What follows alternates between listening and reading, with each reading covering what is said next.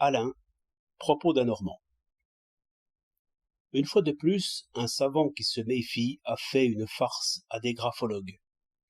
Il leur a montré des manuscrits sans signature où il avait adroitement mélangé des hommes de génie et des repris de justice.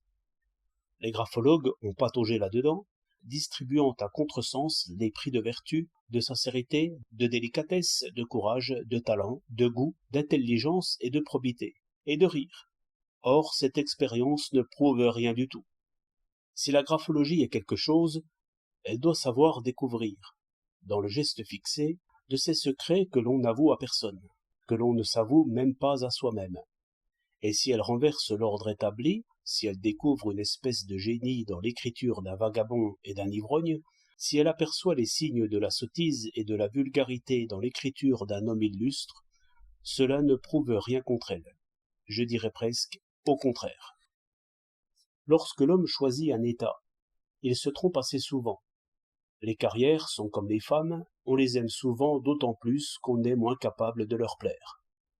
De ce que l'on désire passionnément être acteur, chanteur, poète ou député, il ne suit pas que l'on ait ce qu'il faut pour y réussir. Tout au contraire, on ne désire guère que ce que l'on n'a point.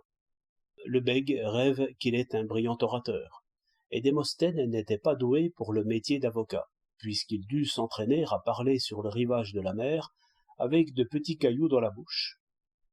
Et voici ce qui arrive.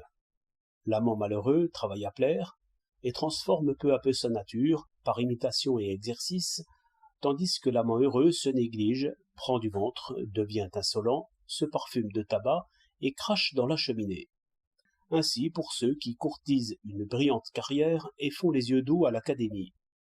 Celui qui manque de dons naturels organise son travail, fait un pas après l'autre, profite des avis et critiques, prend le goût du jour, devient habile dans l'art de plaire, flatte ceux qui ont réussi, imite ce qui se vend, attend et ne fait pas attendre. Celui qui est doué se défie du travail. Il attend tout de l'inspiration. Il veut inventer comme les oiseaux chantent. Aussi, il commence beaucoup et ne finit guère. Il ne veut plaire qu'à lui-même et n'y réussit pas trop. Encore bien moins plaît-il aux autres. Il fait noblement 1000 sottises et jette ses trésors au vent. Il n'y a que les riches qui se ruinent. Et j'oublie les plus grands, ceux qui rêvent sans savoir dire. Un homme peut porter en lui d'admirables musiques. Qu'en fera-t-il s'il n'a pas, dès son jeune âge, appris le piano? Il n'y a que les professeurs de musique qui écrivent de la musique. 10 octobre 1906.